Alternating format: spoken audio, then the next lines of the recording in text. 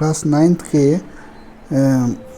वास्तविक संख्या में हम लोग पढ़ेंगे कि प्राकृत संख्या, पूर्ण संख्या, सम संख्या, विषम संख्या, इन सब के बारे में हम लोग एक परिचय पहले ले लेते हैं। उसके बाद हम लोग इसमें आगे की ओर बढ़ेंगे।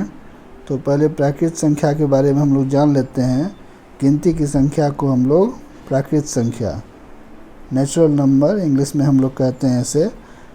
तो प्राकृत संख्या ऐसे संख्याओं का समूह है जो गिनती की संख्याएं हैं।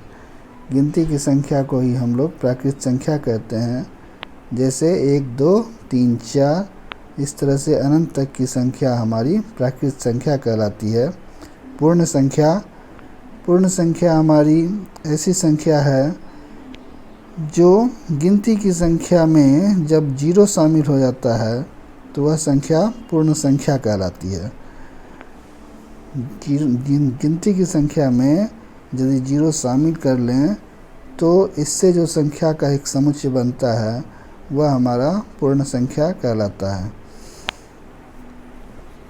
इसे हम लोग W से भी इंडिकेट करते हैं। इस तरह से गिनती की संख्या में 0 शामिल होने पर जो संख्या का एक समूह बनता है वह हमारा पूर्ण संख्या कहलाता है। जैसे 0, 1, 2, 3, 4 इस तरह से अनंत तक की संख्याएं हमारी पूर्ण संख्या कहलाती है। अब इसके आगे हम लोग जानेंगे सम संख्या, जो बचपन से हम लोग पढ़ते आ रहे हैं। सम संख्या ऐसी संख्या जिसे 2 से विभाजित कर दें, या जो संख्या को हम 2 से विभाजित कर सकें, या ऐसी संख्या जो 2 से विभाज्य हो, उसे हम लोग सम संख्या कहते हैं। जैसे 2, 4, 6, 8 इस तरह से अनंत तक की संख्या हमारी सम संख्या कहलाती हैं। इसके आगे हम लोग विषम संख्या के बारे में भी जान लेते हैं। तो विषम संख्या ऐसी संख्या है जो 2 से विभाज्य नहीं होती है, जो 2 से पूरी तरह से विभाज्य नहीं होती हैं। तो ऐसी संख्या जो 2 से पूर्ण रूप से विभाज्य नहीं हो वह विषम संख्या कहलाती है।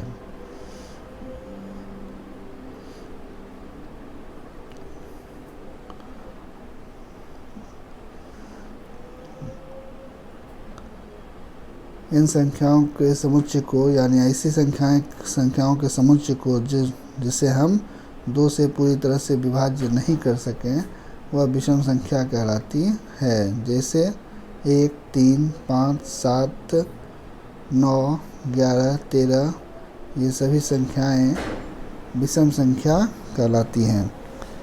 इसके आगे हम लोग जानेंगे